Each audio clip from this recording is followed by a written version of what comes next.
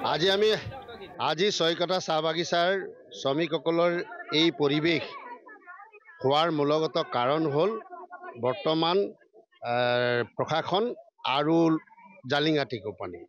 যিহেতুকে আমাৰ বাগিচাত প্ৰত্যেকখন চাহ বাগিচাতে বনাছৰ এগ্ৰিমেণ্ট হ'ল, শ্ৰমিকে বনাছ পালে, কিন্তু ছয়কটা চাহ বাগিচাটো আপোনাৰ যোৱা ৩ তাৰিখ দিনাখন লেবাৰ ডিপাৰ্টমেণ্টৰ যিজন মুৰব্বী আমাৰ এছিষ্টেণ্ট লেবাৰ কমিশ্যনাৰ অফিচত এক আলোচনা হ'ল। সেই আলোচনাত তেওঁলোকে 10% জালিঙ্গা টি কোম্পানী বুলি যিটো কোম্পানীয়ে চলাইছিলে সেই কোম্পানীয়ে দিয়াৰ চুক্তি কৰিলে আৰু অসম চৰকাৰ যিটো মানে ATCLৰ বিভাগে 10% দি 20% দিম বুলি ক'লে। কিন্তু আমি ভাল পাইছিলোঁ যে ঠিক আছে দুটা ছাইডৰ পৰা 10 দিলে 20 হ'ব, আমাৰ মানুহৰ সমস্যা সমাধান।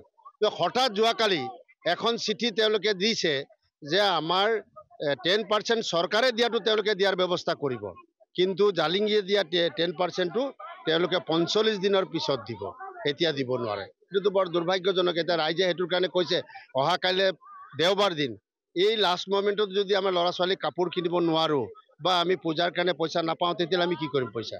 সেইকাৰণে আমাৰ ৰাইজে ডিমাণ্ড কৰিছে, লেবাৰ ডিপাৰ্টমেণ্টৰ ওচৰত ডিমাণ্ড কৰিছে, চৰকাৰৰ ওচৰতো ডিমাণ্ড কৰিছোঁ যে আমাক আজিৰ ভিতৰত দুইটা ছাইডৰ পৰা দিয়ে বা ক'ৰ পৰা দিয়ে নাজানো, 20% এগ্ৰিমেণ্ট হোৱাৰ মতে 20% বানাছ দিয়াৰ ব্যৱস্থা কৰিব লাগিব।